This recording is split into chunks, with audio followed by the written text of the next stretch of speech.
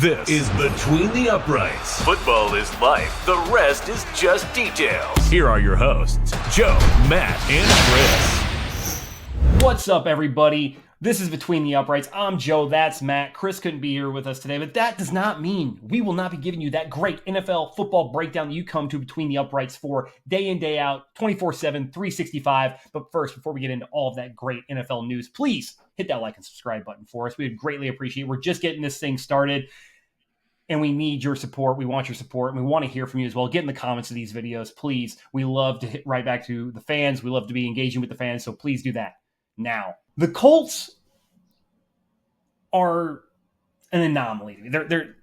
They're frustrating to me because you're 4-4. You have a chance to go up, and you're going to be leading the AFC South. If you win this game against the Texans, you have who you're hoping is your franchise quarterback in Anthony Richardson, who runs, gets tackled, key situation of the game. You know, like, you have to win this game, and he comes up and, I need a sub. I'm tapping out. You're tapping out on a 3rd and short in a division. 3rd and 23. I don't give a shit if it's 3rd and a million. 3rd and 23, 3rd and 2, 3rd. It don't fucking matter. It's a division game. You're a franchise. Never have I ever seen a quarterback, unless he's injured. Right? And hell, even Matthew Stafford got his shoulder dislocated. Got it popped back in, ran back out on the field, threw a touchdown, and goes, oh, it's completely out to win the game. And you go, I'm tired. I don't think I could perform on the next play to the level of what I needed to win. That's unheard of. All right? Like, when you have, like, I granted, Matt, you and I, we're just guys who love talking football. We're not professionals. We're not, just guys who love talking football. But when Pat McAfee is a professional. This man played in the NFL. This man is a paid, sportscaster. Guy gets out there, talks about it, color commentator, does everything, right? Even he is dumbfounded by this. And what gets even worse is that you look at how Anthony Richardson has performed this year, and he's one of the worst quarterbacks in the league. In fact, he's at the bottom in multiple statistics. He's played 5 games, and Joe Flacco, who has come on in relief of him, has played 3 games and has 40-some yards less than he does, thrown the ball 25 times less than he has thrown 6 less interceptions, and I think 2 more touchdowns? 3 more touchdowns, yeah. So I say this again. We put out a video a while back saying that there were some teams that needed a quarterback change. What the fuck is Indy doing if they're not actively seeing that Joe Flacco is their best chance to be a playoff caliber team? And I'm going to pass to you here, Matt. I don't understand it. This is clearly they're fumbling the ball here. This is a clear fumble of the bag. You need to start Joe Flacco. It doesn't make any sense. And so I'm going to pass to you. Is there a QB controversy in Indy? And if so, do you agree that Anthony Richardson needs to ride the pine? I'm actually going to disagree with you, Joe. I think Anthony Richardson should keep playing. And hear me out here. I have eyes. Everyone who watches football, it's a requirement. You have to have eyes to watch football. Breaking news, football fans, you have to have eyes to watch football. I have eyes. People who even don't know football but just have eyes can watch a Colts game and go, wow, that guy sucks. He's not very good. He is not a good quarterback, because you watch him play the game, Anthony Richardson, that is. Anthony Richardson's a terrible quarterback right now. I'm not going to deny that. He is a really, really bad quarterback. You watch the game, it'll tell you that. You look at the stats, it'll tell you that. He is not a great quarterback. But I'm going to explain why I think he should still start over Joe Flacco as far as the Colts go. First of all, Anthony Richardson has not played a lot of football since he got out of high school. Okay. He has had 23 starts since 2019, I believe. And that's college and professional combined. He had 13 starts at Florida. Now he's had 10 starts here in the NFL with the Colts. The guy needs to play football. Like he has to be out there playing football if you want any chance of him getting better at football. Like you can only sit back and watch for so long. And I know people are going to be like, oh, the Packers sat Jordan Love for 3 years and then he was great. Well, you started Anthony Richardson right away his rookie year. You decided he was good enough to start his rookie year right away, played a couple games, and then he got to watch all of last year because he was hurt. And then this year he comes in, plays a few games, gets hurt for a couple games again. Joe Flacco comes in, and now he's back again. So you can't keep going back and forth with somebody like this and expect him to be successful, okay? What the Panthers did with Bryce Young, he's not going to be successful now in Carolina because you put him out there right away, and then you took him out, and then you put him back in, and then you're going to take him out again. They're going to put him back in. That shit doesn't work, okay? You're setting a quarterback up for failure. It's either got to be one or another. You either got to throw him out there to the Wolves and say, go get him, you figure it out by trial and error, or you got to sit him down for an extended period of time and say, hey, Jordan Love, you're not playing at all. You're going to sit here and watch for 3 years. Work on your technique in practice, learn in practice, but you're not playing for 3 years, okay? So I think Anthony Richardson needs to play football, okay? To your point, Joe, if they want to be a playoff team this year, yeah, Joe Flacco's got to start. But let me ask you this, Joe. What's the best case scenario for the Indianapolis Colts this year? Like top of the line, like if they get as far as they can possibly go with Joe Flacco this year, where do you think that is? Well, that's probably a divisional round at best.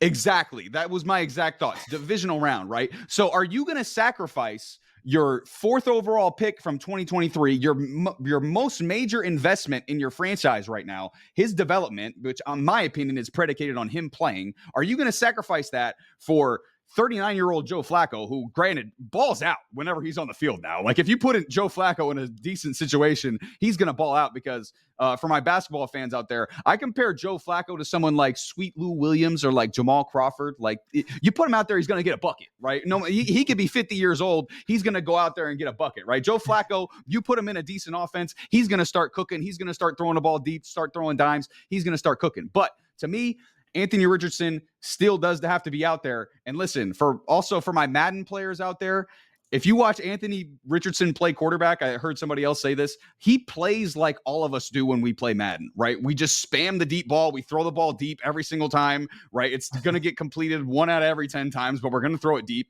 If the deep ball is not open for some reason, we're going to take off and run. Like that's the Anthony Richardson model. He plays like a Madden quarterback. And by the way, if you have him in Madden, you're happy because he's got crazy throw power and he's fast, so you can run around and you can throw the ball really, really far. But in real life, it's not a good recipe because look at Joe. These numbers are insane, dude. Completion percent. He's got a 44% completion percentage. I know. That's easily the worst in the NFL. Of QBs to start majority of the team's games, the next worst is Jacoby Brissett at 59%. So even Jacoby Brissett is 15% better than Anthony Richardson. And league average is 66%. So he's 22% where he's a third worse completion percentage wise than the rest of the league. And for more context, I got this stat from NFL on CBS. You're going to like this one, Joe.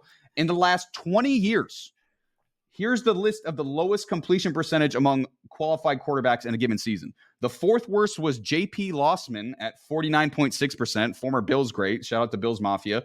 The 3rd worst, your boy, Jamarcus Russell, 48.8%. Yo, boy. Second worst, Tim Tebow, 46.5%. One playoff and then the game. absolute true, but also historically known for being one of the most inaccurate passers of all time. And then the worst quarterback over the last 20 years, qualified quarterback for completion percentage, Anthony Richardson at 44.4%. So he's on a list with some of the most historically inaccurate passers of all time. So the stats aren't good. His QB rating also is 57.2. Again, easily the worst in the NFL. The next worst is Will Levis at 70.7. And the average there is somewhere in the high 80s or low 90s. So everything tells you stats wise that, and eye test wise, that Joe Flacco should be on the football field. I'm just saying, I think that Anthony Richardson, for his long-term development and the Colts' actual investment in him, needs to be on the field and he needs to play if they want to get anything out of him in the future. I mean, I could agree with you. The problem I see here is that at some point in time, you need to decide whether or not it's worth it. And my problem is that you're, like you said, the next closest person, according to PFF, who per completion percentage is Mason Rudolph, who's only played 3 games at 58.9. Mm-hmm. So he's still 14% better, right, than Anthony Richardson is. Anthony Richardson's only thrown 4 touchdowns to 7 interceptions. So even when he's not throwing incompletions, he's throwing picks. So it's really, really bad. Now, I will admit a couple of things, right? He's got a 10.6 drop percentage, which is the 3rd highest in the NFL. So even when he's on target, his guys aren't catching the fucking football. So there's compounding things to this. I think some of it's, him, some of it's them. But even if you take away that 10%, we say all 10% of those are catches, he still doesn't have a good completion percentage. Like, it's still bad, right? Still the worst. Like, it's still not good. So, I mean, this is kind of what you're looking at here. And, you need to decide, is it a scheme problem, Shane Steichen? Are you not giving him the easy throws you need him to make? Or is it a quarterback issue where he needs, to figure it out? Like, or, do you just accept the fact that he's never going to be an accurate quarterback, and you're going to have to live with the fact that he's probably going to be at the bottom of the league in completion percentage forever? I mean, sure, he loves the deep ball, but, if you're only completing a certain number of, passes, 7.2 yards per attempt isn't going to win you any football games, right? And if everyone knows all you're going to do is throw a deep ball or run, you QB spy, play cover 2 with 2 over-the-top safeties, and you're throwing in double coverage all the time. So I don't understand. There has to be something here with Anthony Richardson where they need to either get him a quick one read, run RPOs, do something, but it's clear it's either Anthony Richardson isn't that guy, or you have a scheme that doesn't play to his skill set. And if he's a one read, let's run kind of guy, you need to get that. You need to make sure that it's ingrained in him. That first read is a hot read, is a bona fide. We have a high percentage chance this guy's going to be open on the first cut. And he either needs to get through his progressions better or something, because it is clear he is not either in a system that is going to help him grow, or he's just not it. And we've seen him have moments of brilliance, right? We've seen him throw beautiful deep balls, and put it right where it needs to be. But then you have these head-scratching plays, and it kind of, like I said, I had a friend of mine who's a Florida Gator fan who saw Anthony Richardson coming out of college. And his exact words were, doesn't have the arm talent, and he's not as fast as Cam Newton. He's not as big as Cam Newton. Because everyone's like, oh, he's got the athleticism of Cam Newton and the deep ball strength to really be that guy.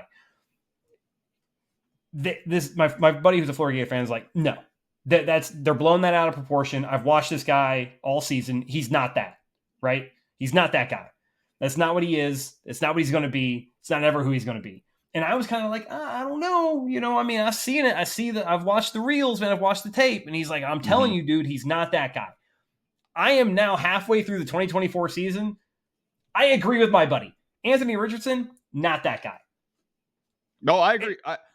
I agree too. I don't want to get this out there like I'm like Anthony Richardson's going to be the next Cam Newton. I think he's terrible too. I don't think he's ever going to be good. My opinion is I just think they should play him for the whole season to see. I think they should just find out this season and be like, hey, this season's a wash. Let's just see if Anthony Richardson is that guy. But I agree with you. I don't think he's that guy either. Listen, I think me and my buddy who actually used to play in the NFL, we're just talking about this the other day.